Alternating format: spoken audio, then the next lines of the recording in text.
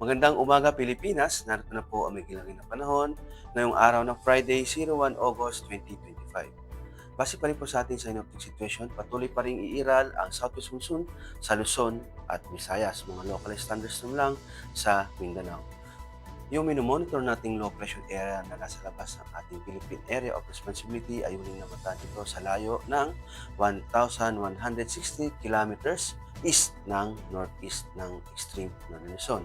Ang nasabing low pressure area ay may posibilidad na pumasok panandalian sa loob ng ating Philippine Area of Responsibility at ito'y lalabas din kaagaran sa ating bansa. At kung sakaling ito'y mabuo at pumasok ng ating Philippine Area of Responsibility, ito'y tatawaging Bagyong Fabian. Dulot nga ng southwest monsoon, maulap na kalangitan na may kalat-kalat na pag-ulan, kulog at kidlat sa Batanes, Babuyan Island, sa Ilocos Region, Benguet, sa Bataan at Zambales. Sa Metro Manila at sa labing bahagi ng Luzon, magiging bahagyang maulap hanggang sa maulap na papawirin na may pulong-pulong pag-ulan, kulog at kidlat.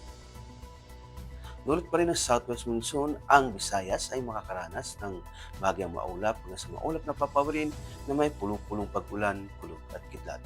Bahagyang maulap hanggang sa maulap na papawirin na may pulong-pulong pag-ulan, kulog at kidlat ang maranasan din sa Mindanao, dulot naman ng mga localized thunderstorms.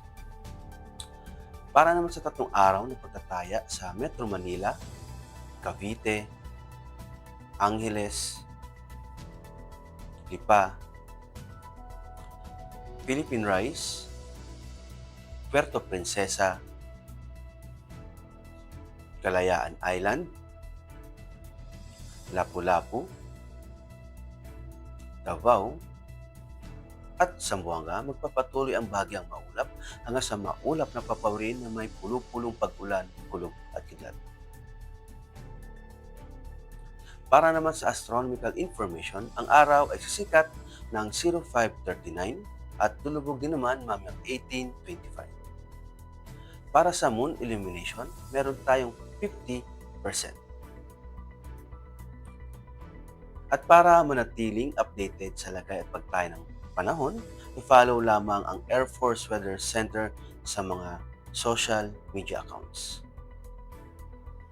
Sa ngalan ng aming commanding officer na si Colonel Alvin John Chugador, Puff JSC, ako po si Technical Sergeant Brian Benedict Garcia, Weather Forecaster ng Air Force Weather Center. Muli, maraming salamat po.